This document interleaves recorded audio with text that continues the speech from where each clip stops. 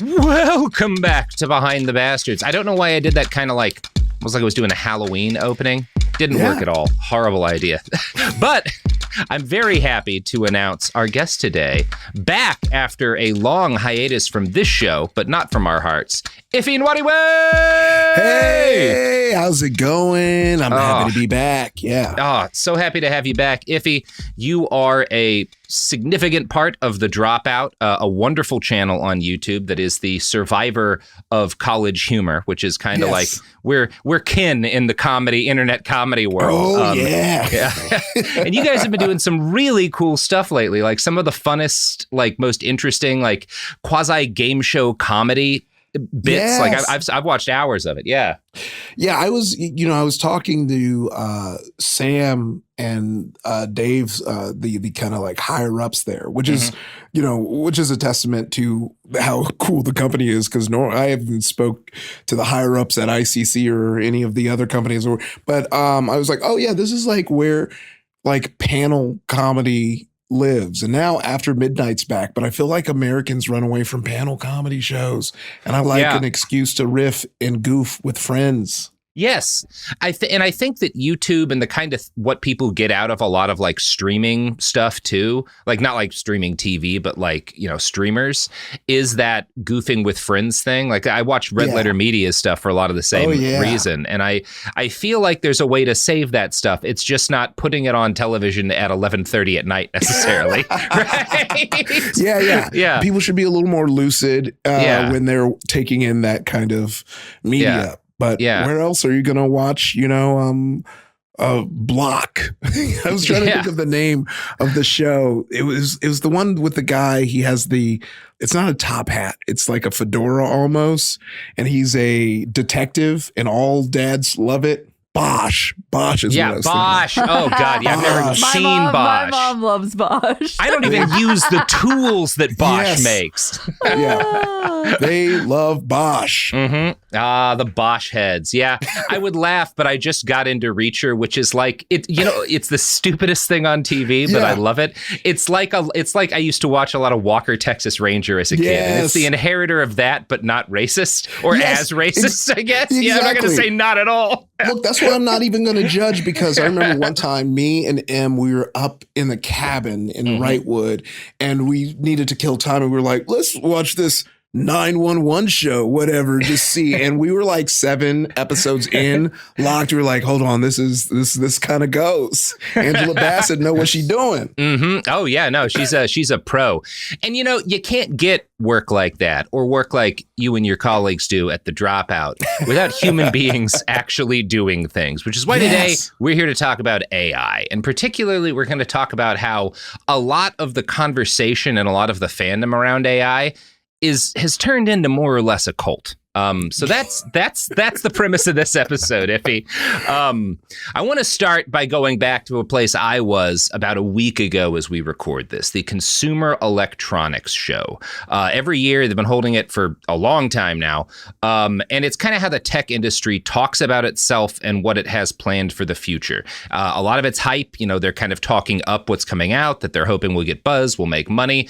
But you also get an idea of like, what do you think we want? And what are you trying to get us excited about? And I think the most revealing product that I saw this year was the Rabbit R1. And it's a little square-shaped gadget. It's got a screen. It's got a little camera that can swivel.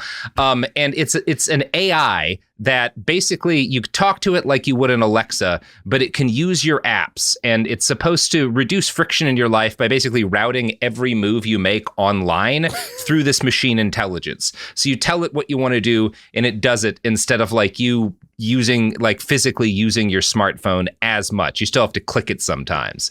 And I want to play you a clip of this where this is the CEO Jesse Liu's keynote speech.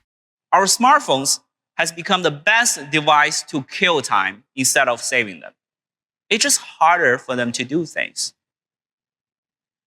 Many people before us have tried to build a simpler and more intuitive computers with AI a decade ago.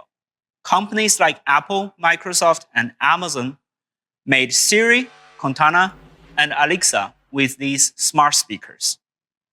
Often, they either don't know what you're talking about or fail to accomplish the tasks we asked for. Recent achievements in large language models, however, or LLMs, a type of AI technology, have made it much easier for machines to understand you. The popularity of LLM chatbots over the past years has shown that the natural language-based experience is the path forward. Now, I don't know that I entirely agree with that, because I think the biggest influence that these chatbots have had on me is that whenever I try to deal with like an airline or something, I get stuck on ChatGPT, and it's a pain in the ass to do anything. What's so funny about the rise in AI right now is, like, if we really think about it, and God damn it, Robert, you threaded the needle right there. When you really think about it, all AI is just the evolution of the shittiest part of calling customer service. Yes, like, yes. The one thing that we do as soon as we call is like 0, 0, 0. Let me get straight to a human. Let me talk to a human. Yeah, and these like eggheads were like, what if we did more of that? What if we remove your solace from what if that, sad what if that were every second of your life? And it's the kind of thing he seems so off from my experience, where he's like, the problem with phones is that it's too hard to do things. No, it's too easy for me to order a bunch of junk food and have a stranger deliver it. That's been a problem for me, right? Oh, yeah. It's too easy for me to waste 6 hours on Twitter. Like, that's what the issue is. Do you know how much the easiness of everything has made me wake up the next morning with cold food on my porch that I never touched? Yes, because absolutely. It's too easy. It was too easy. Sometimes we need those like bumps in the road to keep drunk stone diffy from ordering a like triple double burger that I'm hoping gets to me and before I fall asleep. It never does. I've had so many problems with my phone, but I don't think I've ever had the problem of like, this thing's just too hard to use. That's just not a problem I know that anyone has. But Jesse complains that, there's too much friction with smartphones, and his device, the Rabbit, is going to let you, like, you can just tell it, book me a flight or a hotel on Expedia, and you don't even have to know, like, it'll just pick a hotel for you a lot of the time, or like what flight, it thinks is the most efficient. Jesse's goal is to basically create AI agents for customers, which like live in this little device you wear and act as you online to handle tasks you'd normally use your phone to do. So you can tell your Rabbit to book you an Uber, you can have it book you a flight, or you can have it plan your trip to a foreign country. Ooh, that sounds really bad. It does. It sounds so fucking bad. Rabbit's like, hey, how would you like a middle seat on Spirit Airlines? Yeah. Middle's efficient as hell. Spirit's so cheap. Now you can direct it more, but then that just seems like, well, that's what I'm already doing on my computer. Why is it easiest just to like work through a vocal chatbot that might not understand me? Or at least will be as much friction as like, when I touch my phone and it hits the wrong thing, right? I just don't see that I'm saving much here. No one also seems to know how Rabbit's going to integrate with all these apps, because that means their device has to have access to them for you, and that's kind of a big ask for all of these different companies. That said, and no one knows, by the way, how secure it's going to be, but no one at CES was listening either, because the first 10,000 pre-order models that opened at CES sold out instantly. Wow. That doesn't mean a lot of normal people are going to buy it. It means a lot of tech freaks wanted this thing. That is the thing too, is like, if you're at CES, you're already drinking the Kool-Aid. Yes. And I'm very much, it's so funny because I'm very much that guy, or I was very much that guy who wanted to be on that cusp of technology. And I feel like, in my early 20s, it seems so cool because you're like, I want to be Iron Man. I want to just have full control. And then you kind of get to the point where you start, if you have enough self-reflection, you notice that you're just you're using technology to do things that you could just do for much simpler and cheaper. Like, for example, like when you get these apps and then I'm like sitting in a photo editor for like 50 minutes just to make it look like it was shot on film. And I was like, I can buy a disposable camera. like that exists. And what's great is when you develop them, they email it to you. So it can go on Instagram. It's going to take longer, but arguably you might get some post-flick clarity. Maybe that pic that didn't look good isn't now on the internet. Or You can like spread it out, but I am getting very. You are so much more thoughtful in that than like anybody involved in this product has been over the course of their entire life. Now, a couple of skeptics who have given reviews have already noted problems. Richard Lawler of The Verbs was like, this thing is not built for left-handed people to use. Like, they forgot that left-handed people existed, and so they designed it in a way that's specifically a pain in the ass, which, yes. There's also, they have this camera that can, like, move on its own, so it can cover stuff in front of it or behind it. And a commenter on Lawler's article was like, it's a pretty fundamental design principle that you don't add moving parts if you don't need them. And there's plenty of space in this for a camera in the front and the back, which is one less point of failure, one less thing for shit to get gunked up in. This is actually bad design. They're bragging about this, but it's a bad idea. Yeah. Yeah, there's a couple of other issues in there. We'll see. It looks like it's going to be a lot thicker than a smartphone. I just don't know the degree to which it's the same Google Glass issue, right? Yeah. Do you want a second thing that you have to keep on you, like alongside your smartphone? That was just going to be my question, so I'm glad we got. So is this something that should be replacing your phone, or is this another thing that you are supposed to be holding on to? I think the goal is for it to eventually replace it, but at this point, you will still need to have both. So, like, carry another thing, You're now walking around like a drug dealer. You have two different phones. It's a big device, and it's not tiny, and it has a big screen. So it's just like, well, you just made a different kind of smartphone. Again, what am I gaining? Yeah, it's what he's holding in this video, correct? Yeah. Yeah. Okay. And what more is like that on top of tech person is definitely the person who carries a power bank with them. So that is a third thing. That's me. So that's three things you're rocking with. I know I have so many power banks, and and ADHD has blocked every single one of them from being useful because either I forget to charge them or I forget to bring them. It also just doesn't look comfortable. It's bigger than his hand. Oh, yes, why do you it's want to not hold teeny. that? We'll get a better look at it in a second because I want to show you when he's trying to make the case for this, and he spends a significant portion of his not very long keynote on him rickrolling himself in the most iffy. You got to fucking watch this. It is so painful. R1 has an eye, an onboard camera designed for advanced computer vision. It can analyze surroundings and take actions in real time. To activate the eye, just double tap the button. Oh, funny seeing you here, Rick. It's a picture of Rick Astley that he points it at. Let me take a look.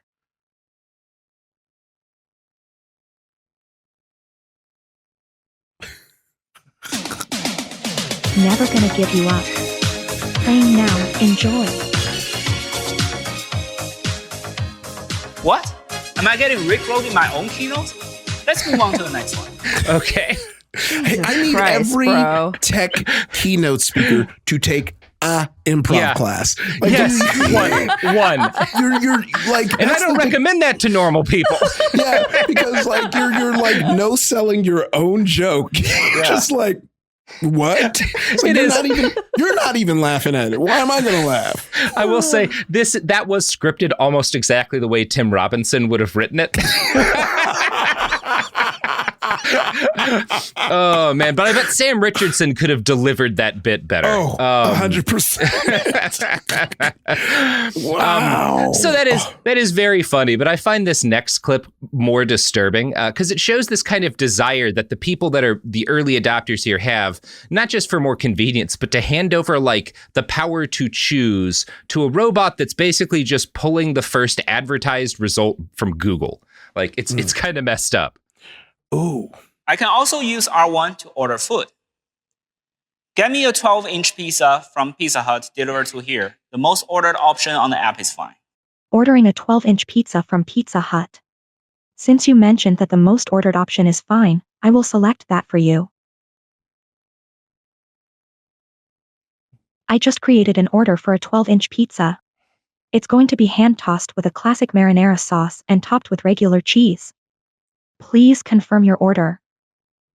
That sounds really good. I just confirmed the order here. And then he has to click it again, just like on a smartphone. He has to like look at the device and click it. Here's a freebie for any of even Richard Lawler, who has been in the game for a long time. But like any of you tech bloggers, just do a side-by-side with this video and physically do everything he's doing real time, because a pizza would have been ordered way faster if you would have just pulled out your phone. Well, and you could get the pizza you want. Yeah, I don't want the 12-inch classic marinara most ordered pizza. I want the shit I actually like. That's so weird. Yeah. Also, who orders a 12-inch pizza from Pizza Hut? Nobody. Yeah. Why? No way is that the most ordered product from Pizza Hut. I don't believe it. No, that was definitely paid. Nonsense. Yes. Yeah, it's just like, yeah. And there's the next clip, I don't think we'll actually play it, but like it's him saying, hey, plan out like a 3-day vacation in London for me. And as far as I can tell, the AI goes for like the first top 10 list of things to do in London that it finds, which was probably written by an AI, and then makes an itinerary based on those. And it's like, first off, are you that basic? Second, planning a vacation is fun. Is that not a thing that you want to do? Yeah, you're so right. Why would you? Because look, the reason you would go to like a travel agent is because they are experts at it. They're going to find the most fun thing for you. Yeah. But outside of that, yeah, I want to plan the cool stuff I'm gonna do, and what about people with fears, or people without skills, which is definitely going to be a large margin of people who do this. So you're in London now, you're and then it takes you on a trip to Malta to go scuba diving. You don't even know how to swim. And now you sitting there, and they're like, you already paid for it, bro. Yeah. You let your fucking thing book this for you. It's on you. Yeah. It's silly, right? And I don't want to be, I'm going to say this is not the most direct parallel to cult shit we'll have, but watching this, I couldn't help but think about a cult that was like the subject of our second episode for this year, The Finders. And it was one of those things, the guy, Marion Petty, who ran it, was like running games is the way he framed it. And people would join the cult and give up their agency. And he'd tell them, go take a job in this city, or like go follow this guy and take notes on him for a year, or like have a kid and raise it this way. And this is stuff like this is really common within cults. One of the appeals of a cult to a lot of people is that you both get a sense of purpose by following the cult and whatever things it says it's going to do, and you give up the burden of having to choose a life for yourself. And this is such a common thing in cult dynamics that psychologist Robert Lifton, who's kind of one of the foundational minds in studying cults, described it as voluntary self-surrender, and it's a major characteristic of a cult. Many of the finders were not, these are not dumb people. These are not like rubes. These are not hillbillies, as they're often portrayed in our popular media. A lot of the finders had Ivy League degrees. One of them owned an oil company. And these guys still handed their lives over to a cult leader. Haruki Murakami, writing about Aum Shinrikyo, which is the cult that set off a bunch of poison gas in the Tokyo subway, noted that many of its members were doctors or engineers who, quote, actively sought to be controlled. I found a lot of this really information on the fundamental characteristics of what makes something a cult in an article by Zoe Heller published for The New Yorker back in 2021. At the time, she was kind of looking at QAnon and trying to decide there's not like a clear guy, and that's the cult leader, and there's not like a geographic center to this, and usually there is with cults in history. Does this still qualify? And I think a lot of people would agree that, like, yeah, it does. I think a lot of experts tend to agree that, yeah, it does.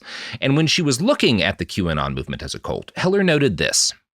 Robert Lifton suggests that people with certain kinds of personal history are more likely to experience such a longing. Those with, quote, an early sense of confusion or dislocation, or at the opposite extreme, an early experience of unusually intense family milieu control.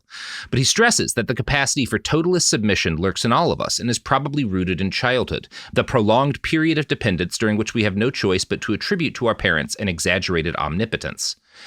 And I found particularly the bit where he's talking about, like, yeah, if an early sense of confusion or dislocation makes people crave this kind of, to give up this kind of control and responsibility. The people running these AI companies, and maybe not necessarily at the very top, because I think those tend to be pretty cynical, realistic human beings, but like a lot of the people who are in them and a lot of the people who are latching on to AI as a fandom online are people whose childhoods and adolescences, like all of ours, were shaped by 9/11, the dislocation and change that caused, and their young adulthoods. A lot of these people, like us, will have come of age around the time of the 2008 crash. Many of the people who are younger in in the AI fan base are, maybe Zoomers and stuff. And, a lot of them are people who have really ugly ideas about like artists shouldn't charge for shit or whatever. Yes. But also these are people who, a lot of them came into their careers, went into STEM fields because they were told coming up the tech industry is the safest place to make, a good living for yourself. And that all fell apart a couple of years ago, right? It started to, at least. Tech layoffs began. So again, dislocation, chaos, the sense that like, what else am I going to entrust my life to? I thought I had a plan and it fell apart. Yeah. And this is where, if he's going to get real it's philosophical and big brain here.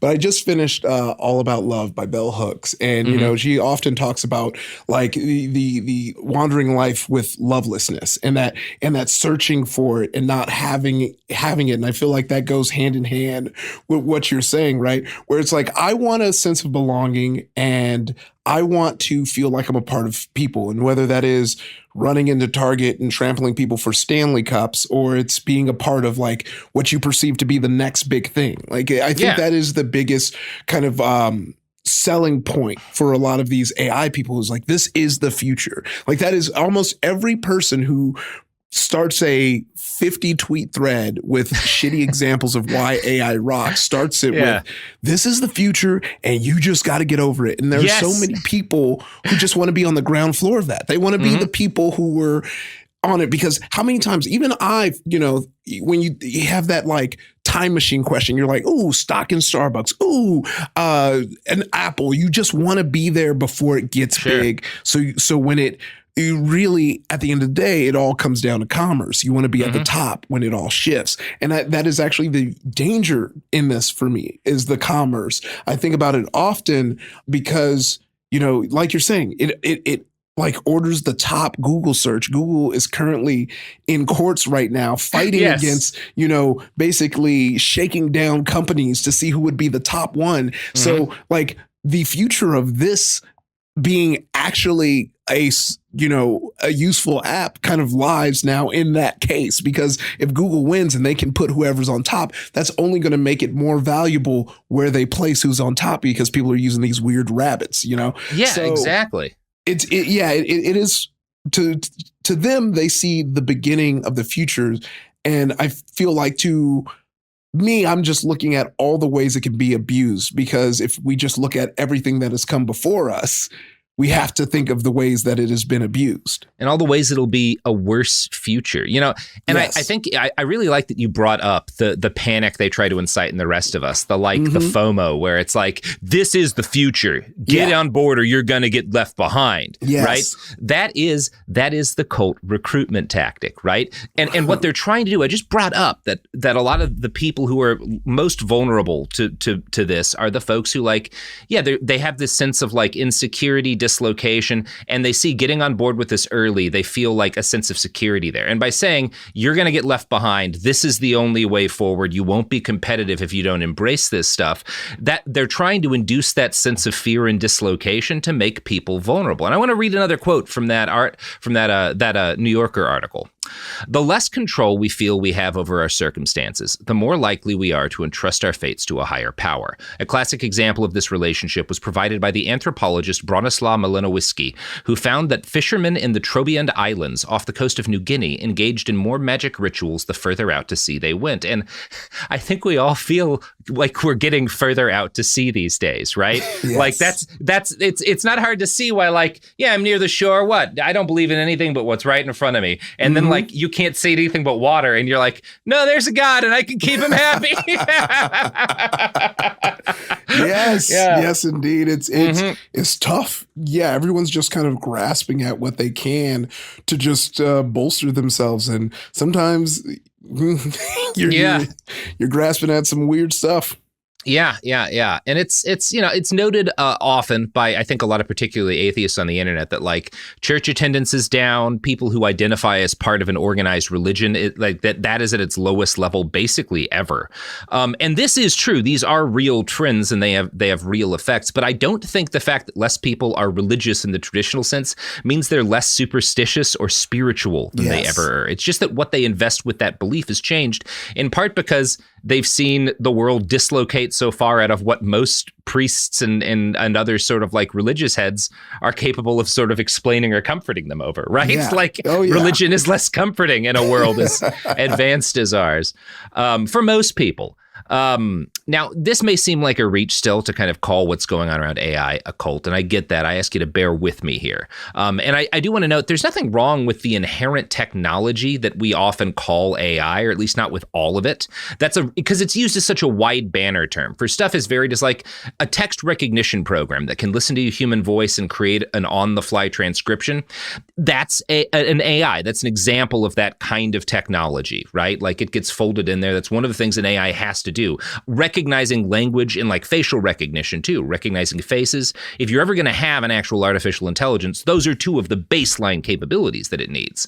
Chatbots obviously are a big part of this, along with like the sundry tools that are being used now to clone voices, to generate deepfakes, and fuel our now constant trip into the uncanny valley.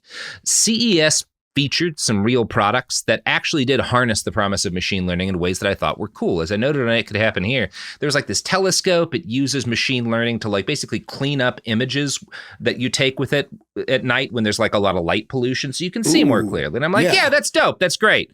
But that lived alongside a lot of nonsense. You know, ChatGPT for dogs was a real sign I saw. And like there was an AI assisted Fleshlight to help you not be a premature that ejaculator. was what I was going to bring up because of course that's the one that popped on my timeline. It's like, and it was like, and then they gamified it where you go to different planets. You defeat the planet. So I'm like, but what you keep talking about beating the planets. So how do I lose? Is it when I bust? If I bust, you lost? Because you're now introducing shame to sex again, and I thought we finally got out of that. I thought we were moving past that. I can't beat level 1. Those kind of bad ideas, that's all par for the course for CES. But what I saw this year and last year, not just at CES, but just over the year in the tech industry, from futurist fanboys and titans of industry like Mark Andreessen, is a kind of unhinged messianic fervor that compares better to Scientology than it does to the iPhone. And I mean that literally. Mark Andreessen is the co-founder of Netscape and the capital firm Andreessen Horowitz. He is one of the most influential investors in tech history, and he's put more money into AI startups than almost anyone else. Last year, he published something called the Techno-optimist manifesto on the Andreessen Horowitz website. On the surface, it's a paean to the promise of AI and an exhortation to embrace the promise of technology and disregard pessimism. Plenty of people called the piece out for its logical fallacies. For example, it ignores that a lot of tech pessimism is due to real harm caused by some of the companies Andreessen invested in, like Facebook. What's attracted less attention is the messianic overtones of everything Andreessen believes. Quote, "We believe artificial intelligence can save lives if we let it. Medicine, along with many other fields, is in the Stone Age compared to what we can achieve with joined human and machine intelligence working on new cures. There are scores of common causes of death that can be fixed with AI, from plane crashes to pandemics to wartime friendly fire." Now, he's right that there's some medical uses for AI. It's being used right now to help improve the ability to like recognize certain kinds of cancer. I think there's the potential for stuff like in-home devices that let you scan your skin to see if you're developing a melanoma. And there's debate still over how useful it's going to be in medical research. I've talked to recently some experts, and I've read some stuff that like there are some reasons for caution too. For some of the same reasons we should have caution with this everywhere, there's also disinformation that's spread medically with AI, even to doctors. And some of the patterns that using this stuff gets medical professionals into can make them discount certain diagnoses as well. So I don't say that to like say there's not going to be some significant uses for some of the way this technology works medically. Some aspects of AI will save lives. It's just the evidence right now doesn't suggest it's going to completely revolutionize medical science. It's another advancement that will be good in some ways, and there will be some negative aspects of it too, right? It's also very much not fair to say that like we're going to reduce deaths for human beings as a result of AI, because right now the nation of Israel is using an AI program called the Gospel to assist it in aiming its airstrikes, which have been widely condemned for their exceptional, outstanding, in many cases, genocidal level of civilian casualties. Yes. Like, it's just outrageous. Yeah. Oh, 100%. And, that's exactly what's going on is a genocide. And, the language in a lot of these speeches say as much. Fair, yeah. But even more so, like you're saying, another thing I want to point out, which you might have been about to say, and I'm already jumping ahead, is how I think it was Chat GPT that has quietly switched their terms of service to say that it wouldn't be used for like weapons and to hurt people. Oh, and now, they're going to use this shit for weapons for sure. And now it has been quietly scrubbed from those terms of service. And we need to talk about that because there's just so many things that we have grown accustomed to with tech that I think is dangerous as we get into things that have more room for error, because we're used to updated terms of services on our iPhone, right? Every time we grab an update, it's like, here's a new terms of service, and you just kind of scroll through it and you go, because you're like, this is just a phone. It's not gonna, be used for anything weird yet. So you're comfortable. But like when you're doing the same thing with these Chat GPT machine learning situations where you're agreeing, okay, I will help this thing learn. And now you are just actively helping it learn how to be an assassin. What happens there? Yeah. And it's this back and forth where on one hand, there is some technology like AI-enabled robots that can go run onto a battlefield and pick up an injured soldier. I have no desire to see some random private bleed to death in a foreign country. Fine with that. Or anti-missile missiles, right? Using AI to intercept and stop a missile from blowing up in a civilian area. Sounds fine. I don't want random people to die from missiles. But it's also going to be used to target those missiles and to say, like, based on some shit we analyzed on Twitter or whatever, we think wiping out this grid square of apartment buildings will really get a lot lot of the bad guys. Oh, yeah. And based on if he's tweet, we should blow him up. Because he's talking crazy. It's certainly not fair to say there won't be benefits, but it's absolutely unclear in every field of endeavor whether or not they will outweigh the harms, right? And even if they do, to what extent, because a lot of what I'm saying suggests that even if the benefits outweigh the harms in a lot of fields, it's still not going, because of the extent of the harms in part, it's still not going to be a massive sea change, right? There are a lot of reasons for caution, but Mark has no time for doubters. In fact, to him, doubting the benefits of AGI, artificial general intelligence, is the only true sin of his religion. Quote, "We believe any deceleration of AI will cost lives. Deaths that were preventable by the AI that was prevented from existing is a form of murder." And that's fucked up. That's really dangerous to start talking like that. Oh, yeah. And this is the more direct cult comment here. I want you to compare the claim Mark made above, that slowing down AI is identical to murder. I want you to compare that to the claims the Church of Scientology makes, because the Church of Scientology, they have this list of practices and the beliefs that they call tech, right? And they believe that by taking on tech, by engaging with it, people can become clear of all of their flaws. And by doing that, you can fix all of the problems in the world, right? The Church of Scientology on its websites claims that its followers will, quote, "rid the planet of insanity, war, and crime, and in its place create a civilization in which sanity and peace exist." How is that in any way different from Mark Andreessen saying all of the shit that he's saying, right? That it's going to like create this, we're going to revolutionize medicine. We're going to like end friendly fire. We're going to cure pandemics. We're going to stop car crash deaths. What is the difference, right? And Scientology uses that claim that Scientology tech is so necessary. It's going to fix all these problems. So anyone who gets in the way of the Church of Scientology and the deployment of this tech for mankind's benefit is subject to what they call fair game. A person declared fair game, quote, "may be deprived of property or injured by any means by any Scientologist."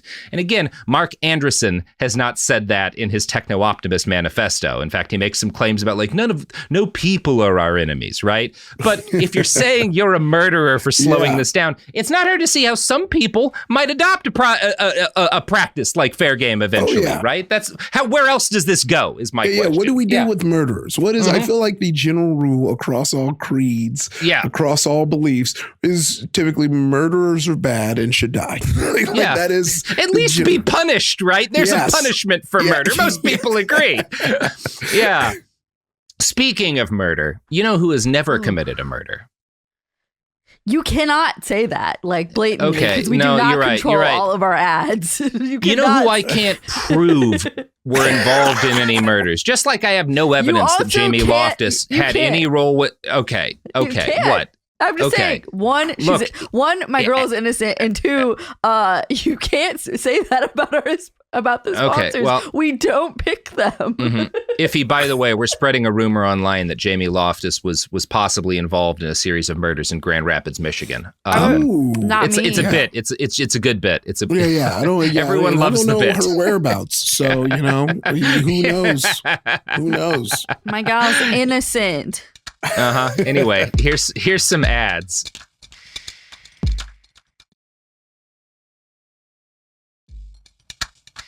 Oh, we're back. So the more you dig into Andreessen's theology, the more it starts to seem like a form of techno-capitalist Christianity.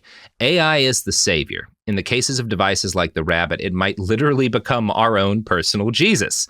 And who, you might ask, is God? Quote, "We believe the market economy is a discovery machine, a form of intelligence, an exploratory, evolutionary, adaptive system." Oh Now, my God. through this concept of reality, capitalism itself, and capitalize the C there because it's a deity, has chosen to bring artificial general intelligence into being. All the jobs lost, all the incoherent flotsam choking our internet, all the Amazon drop shippers using ChatGPT to write product descriptions, these are but the market expressing its will. Artists have to be plagiarized. Children need to be presented with hours of procedurally generated slop and lies on YouTube so that we one day can reach the promised land of artificial general intelligence. Iffy, isn't it worth it? Oh my God, it so isn't. And I didn't know, one of the biggest criticism with AI is that it is one of the effects of when, creativity and commerce meets. Commerce will always try and kill creativity. Yes. Because commerce is more concerned with the buck than it is the outcome or what it takes to get said buck. And that was going to be a whole thing I was going to drop at some point, and they just said it for me. And they just said I thought it was more veiled. I thought it was more hidden, but that is why you can try and say that it is ethical to take from artists because we're making it easier for you. Your fingies hurt doing all that drawing, but if it learns from you and don't ask how you're going to get paid, but if it learns from you, we can give the people what they want without causing you all this labor, But who gets the money? It's always the dork behind the computer who did the code that is just essentially stealing from all of these people and learning from them and then just producing this amalgamation of everything they've done. Yeah, absolutely. Also, I should note, I'm trying to be consistent about this. I wrote it down and then I think slipped into it. It's Andreessen, Mark Andreessen Horowitz. It's just a weird name that I'm not used to saying. I wrote this down and then immediately forgot to correct myself at the start of the podcast. Again, folks, hack and a fraud, but you know who can well, actually, I won't say only humans can be hacks and frauds like that because the AIs absolutely mispronounce shit and get shit wrong too. I guess that maybe they are getting conscious. Can they build an AI that's as much a hack and a fraud as I am? We'll see. So no. Thank you, Sophie. You're welcome. I appreciate it.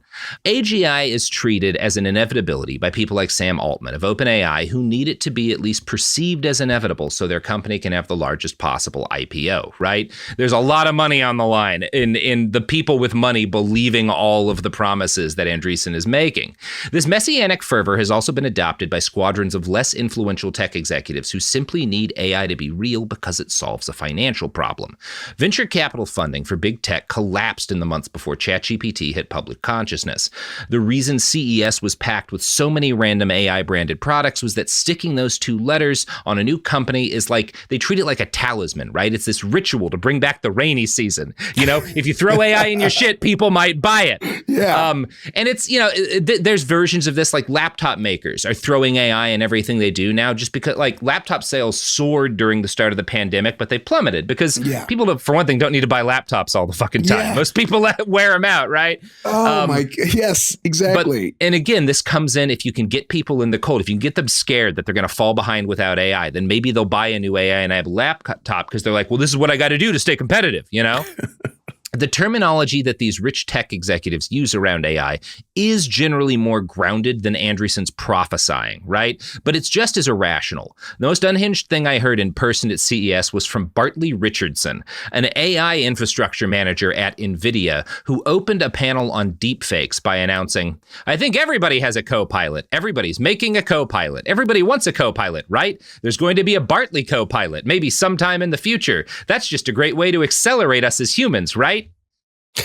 And it's funny, he's named Bartley. If you know your old Star Trek and you can remember Barclay, the the sad ensign, he sounds like that guy and resembles him. Oh man.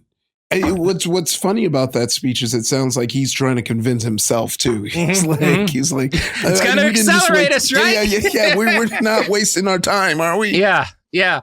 Again, later in a separate panel, NVIDIA in-house counsel Nikki Pope, who's like the only skeptic they let on, cited internal research showing consumer trust in brands fell whenever they used AI.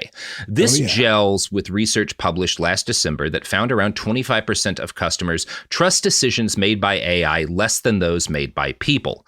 No one on stage bothered to ask Bartley. It was like, okay, you want to use this thing. We know your own company has data that it makes companies less trustworthy. Are you worried that if you use it, people won't trust you?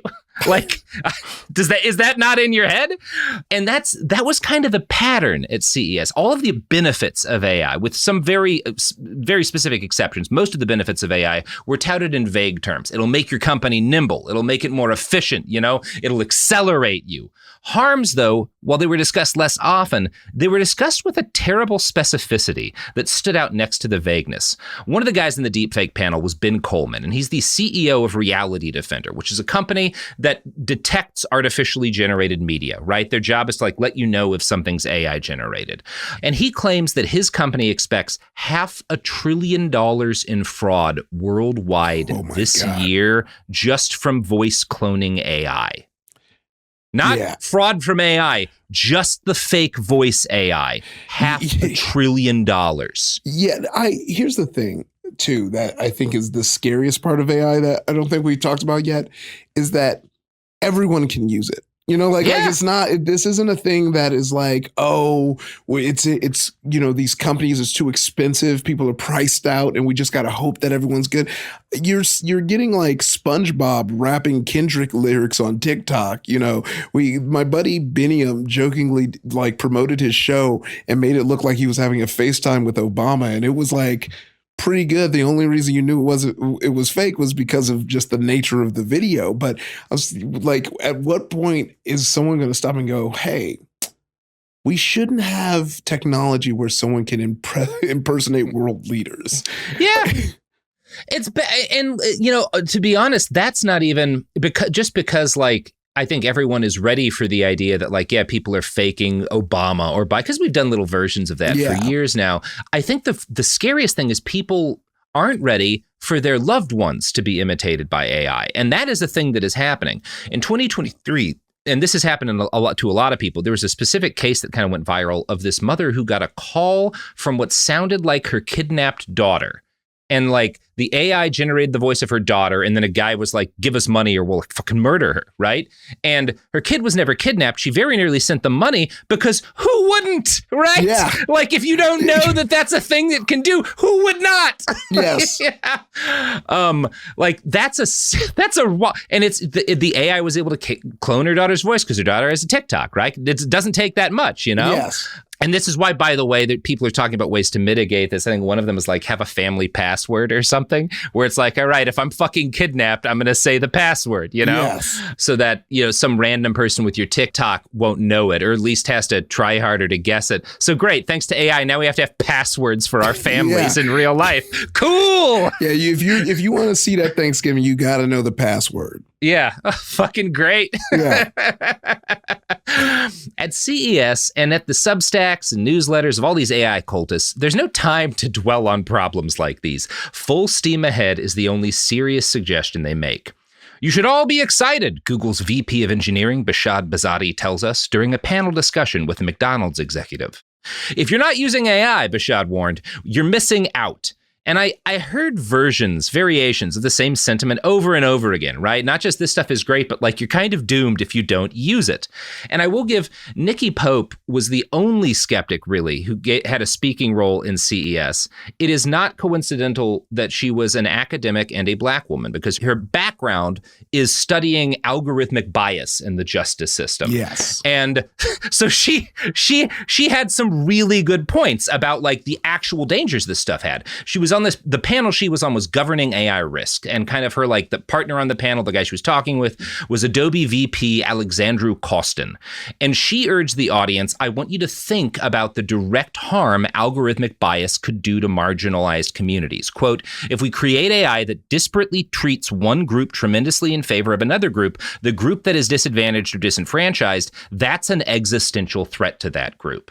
And she was specifically like, people talk about the existential threat of an AI going crazy and killing us all, but like, that's not as realistic as what we know will happen. Yes. Oh yeah. When you have these banks that like automatically, are using AI to try and approve, loans, and Deontay sends his name in and they're like, not approved. Yeah, and exactly. It's like, nah, I'm good. And I am glad she was there. She still, works for a company that's going to make money off of this. She's not like a doomer on it, but like at least one person was being like, could we please acknowledge there are dangers? Yeah, I know, because here's the thing is, and I truly believe this, and you were basically saying this earlier, that AI as a tool is fine. Yeah. When it is, and a tool is something that is always held and used by a human.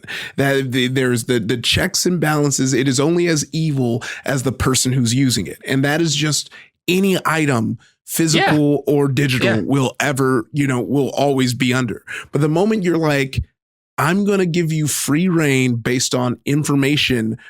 And how many times has an article gone online that was like, it scanned Reddit or it scanned Twitter and it's racist now, like there's, and we still like went full steam ahead with producing this and thinking we're right. And we know, especially when you see a lot of these tech leaders being predominantly white men, and we know that in general, most white men don't care about protecting marginalized people. Yeah. They care about getting their bottom dollar. They see it as a rare occurrence because they don't live that existence. They don't have the data, pun intended, to build something to defend against it because it's not a real problem to them because they don't see it. Yeah. And that is beyond just them being them and more into, as humans, a lot of times, if you don't do the work to see it and understand what happens to other people outside of your perspective, you're just going to believe that it's not real and or people are exaggerating, or it's this and it's that. And when you are gung-ho and you have drunk the Kool-Aid that is the AI Kool-Aid, and you are telling people that this is the future, we have to do it, you're going to push ahead. But like, we've literally have seen a clear-cut example of what happens when you push past safety and you just do what you want to do just because you have a whole bunch of money and a Mad Catz controller. Like, it gets dangerous. So as you started talking about like the dangers of certain tools, right? And how the value of the tools, I literally looked over at the gun on my table, right? Yeah. And we all agree, even people who really like them, there should be regulation. And the vast majority agree more regulation, but they are, like, again, not to say that it's sufficient, but there are a lot of laws about like where you can carry a gun legally, how you can buy a gun, right? And because people understand that, like, if a tool is that powerful, there should be limitations and things that you can do that get them taken away from you forever. Right? Yes. I don't know how we do that with AI, but I don't think that's a reason not to try, right? Yes. Yeah. You got to do what they did in that movie Hackers. And it's like, you're just banned from the internet till you graduate high school or whatever it was. Yeah. Now, Costin claimed that the biggest issue, again, so Nikki Pope is like, Yeah, I think this stuff could really hurt marginalized communities. And Alexandra Costin from Adobe responded that, like, well, I agree, but the biggest risk of generative AI isn't fraud or plagiarism. It's not using AI, right? He claims, like, this is as big as the internet and we all just have to get on board. And then I'm going to read verbatim how he ends this particular statement. I think humanity will find a way to tame it to our best interest. Hopefully. Hopefully. Great. Cool. No way. Why? Awesome. And the whole week was like that. Again, these really specific, devastating harms, and then vague claims of like, yeah, we're all just going to have to do it. Yep. You know, and I brought up Scientology earlier, but when I think about touting like vague claims of world-saving benefits alongside, and it's going to hurt too when you have to accept the pain, I think of Keith Raniere, right? The Nexium guy. We all remember Keith. You know, like most cult leaders, Raniere promised his mostly female followers, you'll get all these benefits. I'm going to like heal you. You'll be extra productive. You'll be super good in your business, super good in your career, but you have to follow my commands because I have to retrain you on some stuff. And so it's going to be uncomfortable, right? And the end result of this is a bunch of them branded their flesh and partook in sex trafficking. Yeah. You know, Jesus. These tech executives are not Raniere, but I think they see money in aping some of his tactics, right? The benefits are so good, we just have to accept some pain. You know, I got to hurt you to rebuild you better. Now, all of the free money right now is going to AI, and these guys know the best way to chase it is to throw logic to the wind and promise the masses that if we just let this technology run roughshod over every field of human endeavor, it will be worth it in the end. This is rational for them because they're going to make a lot of money, but it is an irrational thing for us to let them do.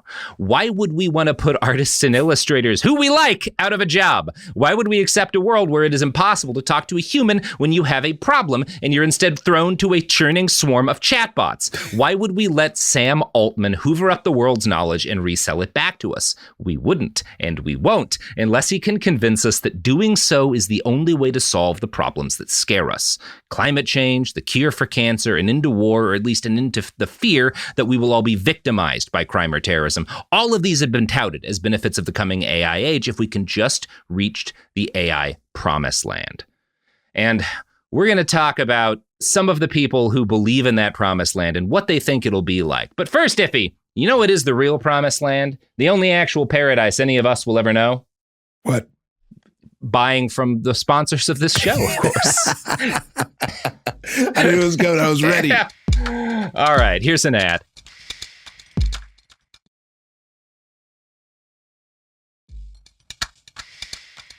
All right, we're back.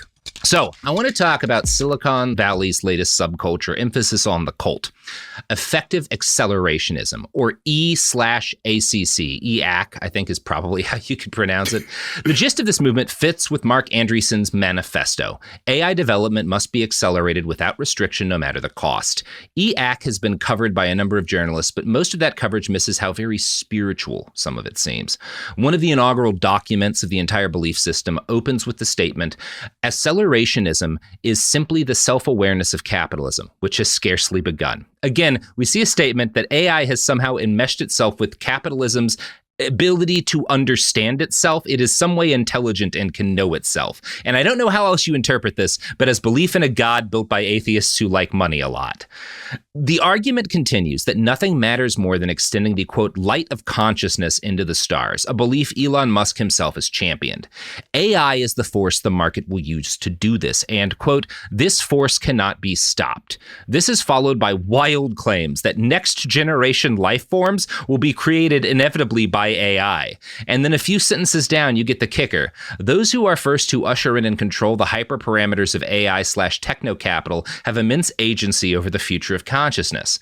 So AI is not just a god. It's a god we can build, and we can use it to shape our future, the future of our reality to our own whims. And again, some of these guys will acknowledge maybe it'll kill all of us, but as long as it makes a technology that spreads to the stars, that's worth it because we've kept the light of consciousness alive. Wow. That's not, I don't think, the mainstream view, but you can definitely find people saying that shit. No. And they'll be like, if you attempt to slow this process down, there are risks. And they're saying the same thing Andreessen is. You stop it from doing all these wonderful things. But also, I do kind of view that as a veiled threat, right? Because if AI is the only way to spread the light of consciousness to the void, and that is the only thing that matters, what do you do to the people who seek to stop you? Right, who seek to stop AI. I actually am fine with extending the light of consciousness into space. I'm a big fan of Star Trek. I just don't believe that the intelligent, hyper-aware capitalism is the thing to do it. Again, too much of a Star Trek guy for that. When I look at the people who want to follow Mark Andreessen's vision, who find what these EAC people are saying is not just compelling, but inspiring, I think of another passage from that New Yorker article by Zoe Heller. Quote, not passive victims, they themselves sought to be controlled. Haruki Murakami wrote of the members of Aum Shinrikyo, the cult whose sarin gas attack on the Tokyo subway in 1995 killed 13 people. In his book Underground, Murakami describes most Aum members as having deposited all their precious personal holdings of selfhood in the spiritual bank of the cult's leader, Shoko Asahara. Submitting to a higher authority, to someone else's account of reality was, he claims, their aim. Now, the EAC manifesto newsletter thing used the term techno-capital in conjunction with AI. This is a word that you can find a few different definitions on because it's a wonky, like weird academia philosophy term. And there's a number of folks who have, will argue about how it ought to be described. But this is broadly kind of the same thing that Andreessen is referring to when he talks about the market as this intelligent discovery organism, right? And while there are a few different ways you'll see this defined, the EAC people and Andreessen himself are thinking about how philosopher Nick Land, who's the guy who's generally credited with popularizing the term techno-capitalism, defines it. Land is one of many advocates of the idea of a technological singularity, the point where technological growth driven by improvements in computing becomes irreversible, the moment at which a super-intelligent machine begins inventing more and more of itself and expanding tech in a way that humans can't. As one of Land's fans summarized in a Medium post, a runaway reaction of self-improvement loops will almost instantaneously create a coherent, super-intelligent machine. It is man's last invention, the most notable of industries. AI, nanotechnology, femtotechnology, and genetic engineering will erupt with rapid advancements, quickly exceeding human intelligence. Now, obviously, the way Land writes is, again, kind of worth reading, but dense, perhaps too dense for an entertainment podcast. So I'm gonna read again this is from a Substack called Regress Studies by a writer named Santi Ruiz, kind of talking about this idea of techno-capitalism that Land has from a more critical standpoint. Quote, Nick Land, who coined the term, is a misanthrope. He doesn't like humans much, so the idea that there could be an entity coming, already being born, drawing itself into existence by hyperstitionally preying on the dreams of humanity, cannibalizing their desires, wearing the invisible hand is an ideological skin. He's into that. Techno-economic interactivity crumbles social order in auto-sophisticating machine runway, as he would put it. And that's good. You're being colonized by an entity that doesn't care about you, except insofar as you make a good host. We'll talk about hyperstition in a little bit here. So Land is the guru of accelerationism. You might not be surprised to learn that he has a devoted following among the far right. This is because he is quite racist, anti-democratic, and obsessed with eugenics. Now, his eugenics are not your grandpappy's eugenics. For him, it involves gene editing, which will be available to greater extents than ever thanks to AI. Land claims to dislike white nationalists and conventional racists because they don't see the whole picture.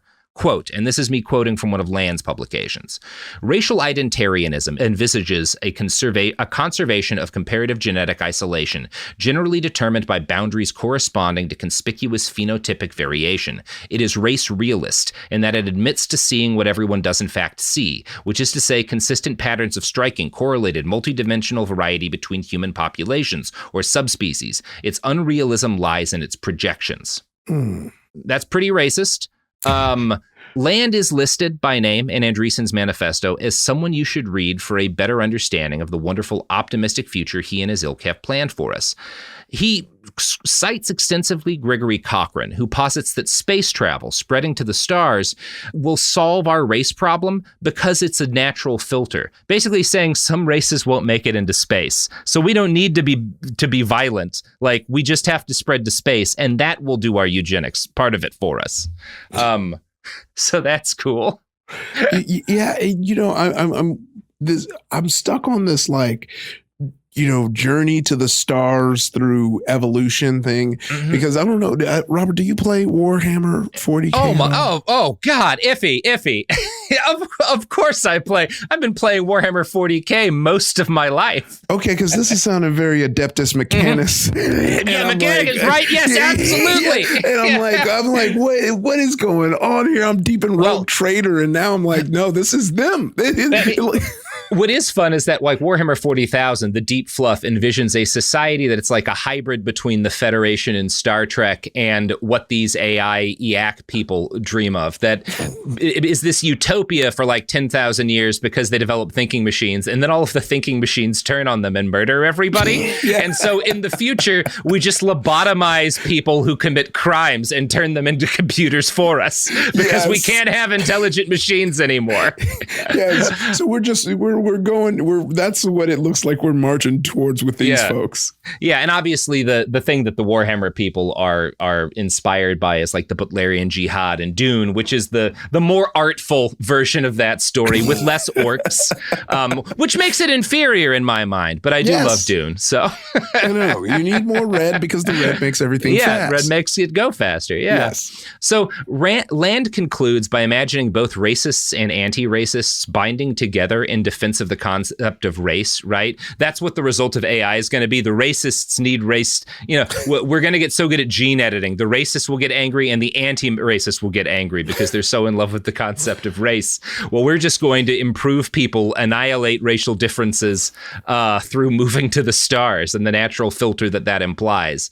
By the way, the name of the article Land wrote all this in is called Hyper-Racism. So cool guy. Glad Mark Andreessen cites him in his manifesto. Glad the biggest venture capital guy in the country is like, read this, dude. Yeah. Well, that's the sequel to Flume's hyperrealism. So that's, It is interesting. And these guys don't tend to cite it as much. I think you get in some of the deeper stuff. They're all talking about these techno-capitalist concepts that Nick Land plays with. They don't talk about what I think is actually one of his most sort of insightful points, which is about a concept called hyperstition. And in brief, hyperstition is like creating things in fiction that become real and the process by which that happens. I think about that a lot when I think about things like the Butlerian Jihad, the war against the intelligent machines in Dune, or what happened in the Warhammer 40,000 universe. But I also think about how part of why these people are targeting creators, writers, actors, musicians, artists, like pen and paper, painting artists and stuff, is because the only way out of this future they have envisioned is in imagining a better one and then making it real, right? Like, and that is a thing that creatives have a role in doing. So if you can kill that ability, hand it over to the machines that you control, maybe you can stop them from this path of resistance. Motherfuckers. Yeah, no, they're on to us. They're like, you want something better?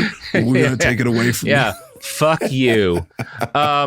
So anyway, I think that's going to end it for us in part one. This whole investigation in much more condensed form, just kind of really focusing specifically on the argument that there's cult dynamics to the fandom, is being published in an article on Rolling Stone. I'll probably edit in like the title or something here so you can find it. But check that out. That's kind of the more easily shareable version, more condensed. Iffy, where should people check out you and your stuff? Oh man, I'm Iffy Wadiway on Twitter and Instagram, so definitely peep me there.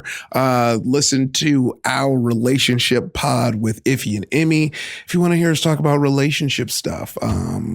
Max Film for Movies. But if you go to Iffy Wadiway, you'll find all that stuff. And of course, watch Dropout. Something cool Absolutely. is about to be announced next week. Yes, watch Dropout. Something cool's coming soon, and it's also an extremely human endeavor. Yes. Just like this show is. So go with, I don't know, whatever god you worship, or the machine god you plan to meme into being. Goodbye.